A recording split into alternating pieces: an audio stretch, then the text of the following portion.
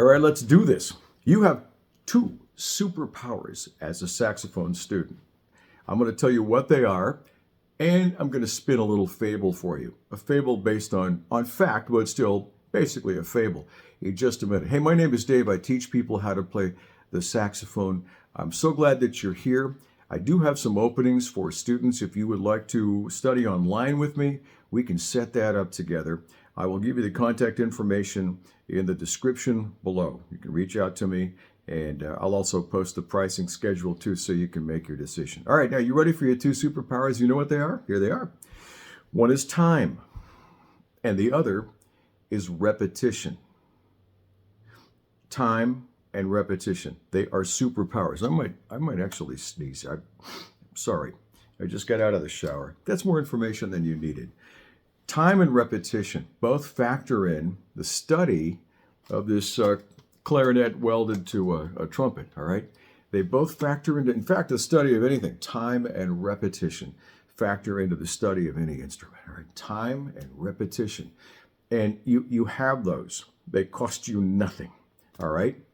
You know that when we study an instrument, we spend a good deal of time alone. We go to the woodshed, so to speak, and we spend some time alone, and we take on tasks like scales and long tones and things that seem incredibly mundane, but upon which we build a foundation, right, of more difficult things, and they lead to expression of your inner musician, right?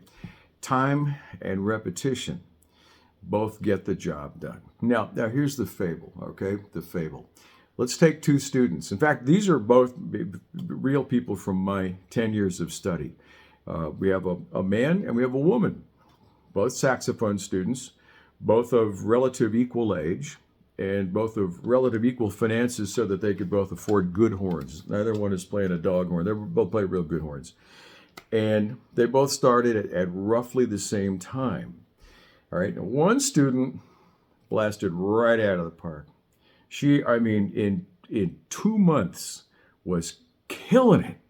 I had, in fact, I had a hard time believing that she had only been playing for 2 months. The other student did not. And we would work week after week after week. There was a goal set. By this time next year, I want to be blah, blah, blah.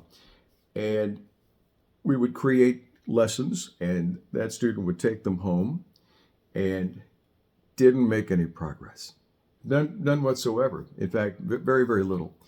The woman just continued to get better and better and better. And she would start recording herself playing pop tunes that she liked and had learned by ear, urban jazz. Think Dave Cause, Kirk Whalum.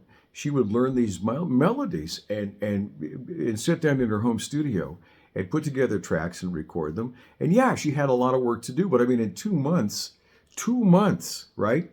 So I worked with her for another month, and we worked on breathing, we worked on intonation, just a few of those kinds of things, tune-ups basically.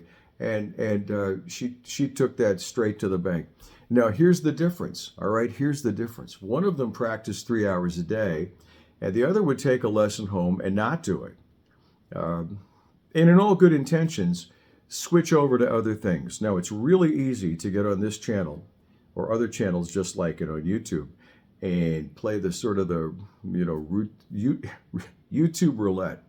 Don't laugh. Say that fast 10 times. YouTube roulette, where every time you click on and there's a new sax teacher telling you that you have to learn this, you have to do that, this is what you need, this is blah, blah, blah, blah, blah, blah. And it goes on ad infinitum.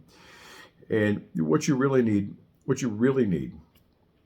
is to remember that you have these two superpowers, and to approach the most mundane of the chores with time and repetition. Right? That's what the woman did in 2 months and then 3. 2 months and 3. 2 months she was fully conversant on the horn. 3 hours a day. She had that much time to put into the horn. She put in 3 hours a day, and you could hear it. She continues to play at that level, and in no matter of time at all, I'm sure she's going to be achieving her goal playing with a band. The other student has basically dropped out. Ain't happening anymore. It's not playing, you know. Bouncing from this to that, from this to that, from this to that. And I'm not, this is not condemnation. If you're having trouble with your practice, if you're doing stuff and you're not getting there, it's not going where you wanted it to go, let's dial it back a little bit and look at your process, all right? Are you using time and repetition? Are you doing the most mundane of tasks? Are you excelling at the basics, the absolute very basics? That's so important, right? Because you got to have a foundation before you launch your fabulous saxophone playing career. You got to build a good foundation. And it takes time and it takes repetition and it takes patience. And here's the problem, all right? As if there weren't enough already. Here's the problem. The problem is that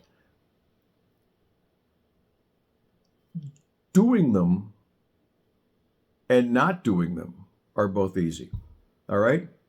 Sitting down for 10 minutes or 15 minutes when you've got a break, instead of checking out Facebook or looking at the latest, what's he done lately on the news, is just as easy as not doing it. Playing a scale, doing your run, doing your long tone, whatever it is that you need to do to get a little bit better, it's just as easy to not do it. The world is not going to, the sky is not going to fall. The world is not going to stop turning because you didn't do it, right? That's just it. But over time, you're not going to get any better. And if you've got this song that you've been like trying to learn, say just, that's basically my school. We'll pick a song and we'll learn that. And whatever amount of time it takes to master that, that's what we'll do. We'll sit down and work on that piece of music and give it a week, 2 weeks, 3 weeks, a month, whatever it takes. But we don't move on until it's right. I mean, it's got to be right. And then we move on to the next one.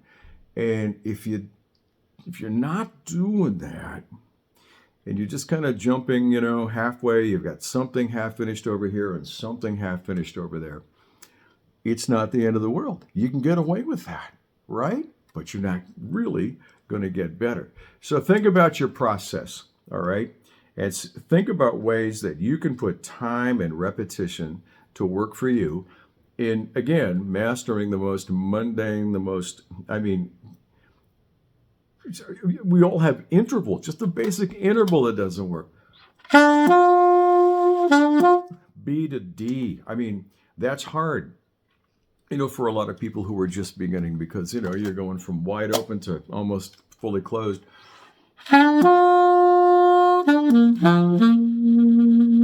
Overtones, things like that. Just your basic foundational pieces of work. And I just threw that out as an example. Scale work, study work, arpeggio work, all that, okay? Time and repetition are your superpowers, and I would like for you to start using them.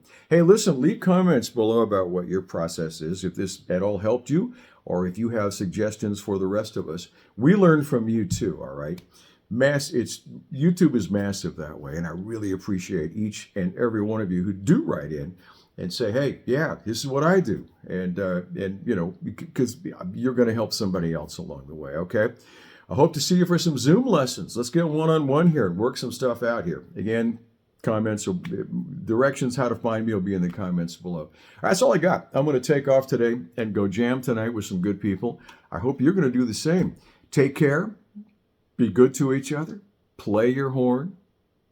Time, repetition, mundane stuff. Just think about it. It's easy to do and it's easy to not do. So what am I going to say? Just do it. But I think somebody patented that already. All right, hey, I got to go. See you.